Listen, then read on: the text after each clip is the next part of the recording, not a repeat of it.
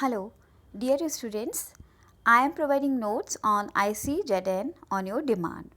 ICZN. The full form of ICZN is International Code on Zoological Nomenclature. इसकी क्यों ज़रूरत होती है?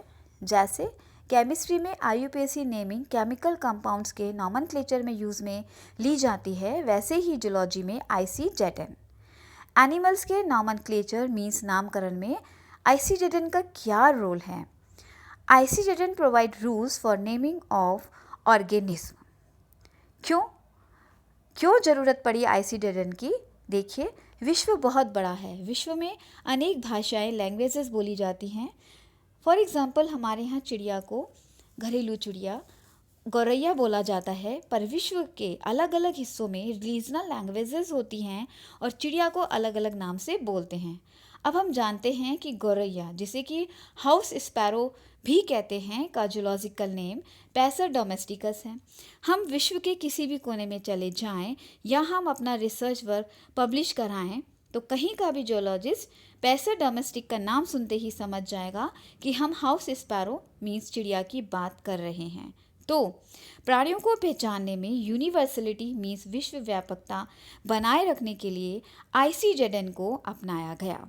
All the zoologists adopt the ICZN means International Code of Zoological Nomenclature means किसी भी animal का नाम रखने के लिए हमें ICZN को अपनाना होगा. मीन्स कि जो इंटरनेशनल कोड्स हैं किसी भी एनिमल का नाम रखने के लिए हमें उसी के अकॉर्डिंग ऑर्गेनिज्म का नाम रखना होगा.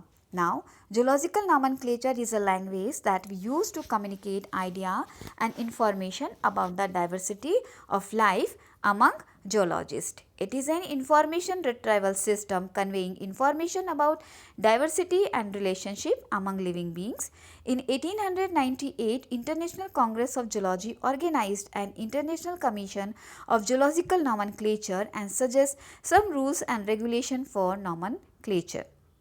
These rules were revised in 1948 and 1950 in International Congress of Zoology and International Congress of Botany respectively.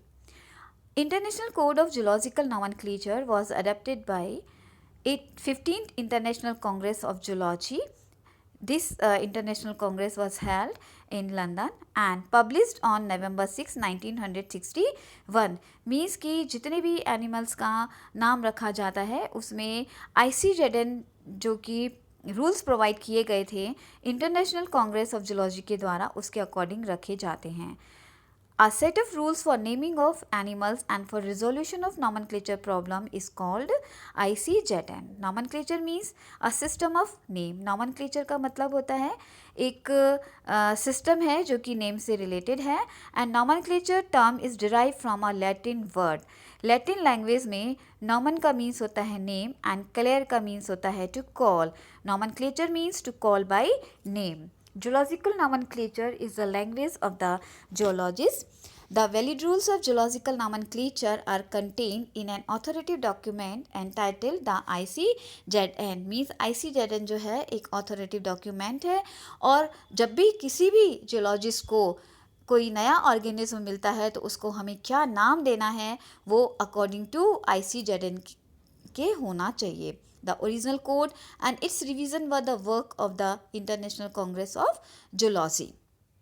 Means कि यदि हम इनके रूल्स में कोई चेंज करना चाहते हैं तो उनको हमें इंटरनेशनल कांग्रेस ऑफ जूलॉजी के अंदर ही कर सकते हैं, जो कि समय समय पे कुछ समय अंतराल पर होती हैं. ICZN nowadays dealing with family, generic, specific and subspecific names with their validity, formation and orthography. The ICZN was adopted by the International Union of Biological Science. The objective of the code is to promote stability and universality. Means इस code का objective means उद्देश्य क्या था कि विश्व के हर भाग में एक एनिमल को एक ही नाम से जाना जाए, मतलब एक एनिमल स्पीशीज़ को एक ही नाम से जाना जाए। जैसे मैं पेरिप्लेनेटा का नाम लेती हूँ तो उसका नाम लेते ही आपको दिमाग में कॉकरोच आता है। फेरिटीमा का नाम लूँगी तो आप समझ जाएंगे कि मैं अर्थवर्म के बारे में, केचुए के बारे में बोल रही हूँ। होमोसेपियंस बोलूँगी तो आप समझ जाएंगे कि ह्यूमन बींग्स के बारे में बोल रही हूँ। मीन्स हम विश्व के किसी भी कोने में चले जाएं, ये जूलॉजिकल नेम लेते ही सब लोग पहचान जाएंगे, मीन्स जूलॉजिस्ट पहचान जाएंगे कि हम किस एनिमल के बारे में बात कर रहे हैं। तो जो आईसीडी-10 है वो स्टेबिलिटी और यूनिवर्सलिटी प्रोवाइड करता है। Promote stability and universality in the scientific name of animals to ensure that each name is unique and distinct. The provision of this code supersede those of the previous edition with effect from 1st January 2000. The code comprises the preamble, 90 articles and the glossary. Each article consists of one or more mandatory provisions. The rules in the code determine what names are valid for any taxon in family group, genus group and species group. जो code है वो rules provide करता है कि family group name क्या होना है, genus group हम किस तरीके से रख सकते हैं और सब स्पीशीज एंड स्पीशीज ग्रुप के नेम हम किस तरीके से रख सकते हैं. द कोड इज आल्सो रिट्रोएक्टिव और retrospective, means that previous edition of the code or previous other rules and conventions have no force anymore today, and the nomenclature act published back in the old time must be evaluated. means कि जो पुराने समय में जो nomenclature के acts means rules जो publish किए गए थे उनका हमें समय समय पे मूल्यांकन करते रहना चाहिए. Under the present edition of the code consists of 3 main parts. जो ICD-10 है means international code of zoological nomenclature के 3 मेन पार्ट्स होते हैं. The code proper, appendix and glossary. Code proper क्या है? It include preamble followed by 87 consecutive numbered articles which grouped in 18 chapter. Appendix, these are 5 in number and designated as A to E. And glossary, a glossary contains the term used in code with detailed definition. Dear students, मैं यहाँ पे code proper, appendix और glossary को बहुत detail में नहीं बता रही हूँ. मैं आपको सिर्फ नोट्स प्रोवाइड कर रही हूँ कि अगर ICD-10 के ऊपर क्वेश्चन आता है तो आप ये लिखेंगे तो आपके लिए सफिशिएंट होगा. Now principles of international code की क्या सिद्धांत है? इंटरनेशनल कोड के 6 सिद्धांत हैं. इन regulating the name of animal, it hold by central principle which were first set out as principle in the 3rd edition of the code. The latest edition of the code was published in February 1985. अब ये जो operative principles हैं जो कि ICD-10 के जो operative principles हैं वो क्या हैं? मीन्स जब भी हम किसी ऑर्गेनिज्म का नेम रखते हैं तो हमें कौन कौन से सिद्धांत जो है वो अपनाने चाहिए. These are principles of binomial nomenclature, principle of priority, principle of coordination, principle of homonymy, principle of first reviser and principle of typification. मैं इन प्रिंसिपल्स के बारे में आपको थोड़ा थोड़ा सा बता रही हूँ. ये सफिशिएंट होंगे यदि ICD-10 के ऊपर शॉर्ट नोट आता है तो. प्रिंसिपल्स ऑफ बायनोमियल नॉमेनक्लेचर, जैसा कि हम सब जानते हैं, आगे हम जब जूलॉजिकल नॉमेनक्लेचर के बारे में आपको बताएंगे तो बायनोमियल नॉमेनक्लेचर को हम डिटेल में पढ़ेंगे. बायनोमियल नॉमेनक्लेचर मीन्स द्विनाम पद्धति, मीन्स हम किसी भी ऑर्गेनिज्म जो है किस को जब हम नाम देते हैं तो उसके 2 नेम होते हैं. फर्स्ट जो होता है वो जीनस डिनोट करता है और सेकंड उसकी स्पीशीज डिनोट करता है. This nomenclature was given by Carolus Linnaeus in the 10th edition of Systema Naturae in 1785.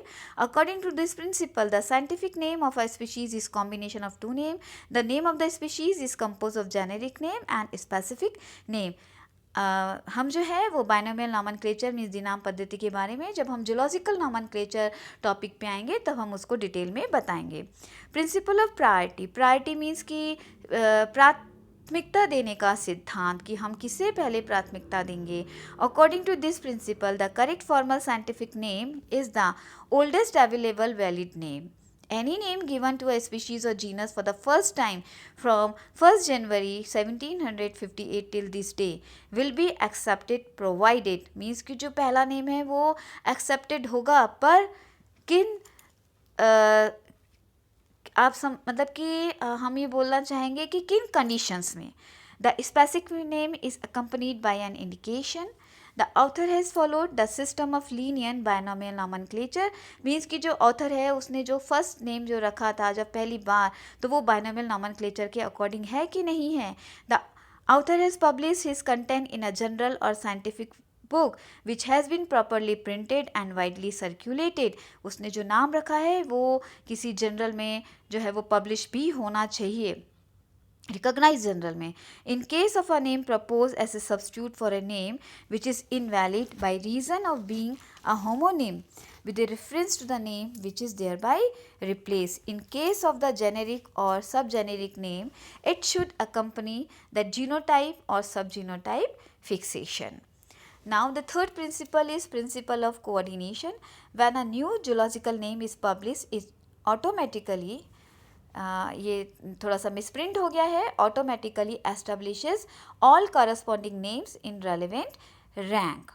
Principle of first revisor. This principle is applied in case of conflict dispute between published name.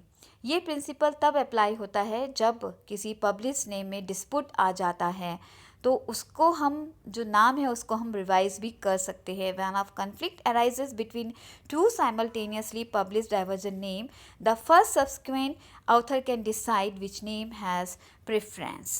Principle of homonymy. Principle of homonymy. The name of each taxon must be unique and must not be replicate or duplicate of any other family, group or species. Principle of typification. Each nominal taxon in the family group, genus group or species group must have a prefix name bearing type. This help in determining what name is applied to a new specimen. Dear students, जैसा आपने मुझे कहा था, मैंने आपको ICZN के ऊपर notes provide कर दिए हैं और कुछ जो डिफरेंसेस हैं कि आप आगे पढ़ेंगे जूलॉजिकल नोमेनक्लेचर में भी कि बाइनोमन क्या होता है, ट्राइनोमन. जब किसी स्पीशीज़ का नाम हम 2 पार्ट्स में लिखते हैं, मींस जीनस और स्पीशीज़ में, तो उसको बाइनोमन बोलते हैं.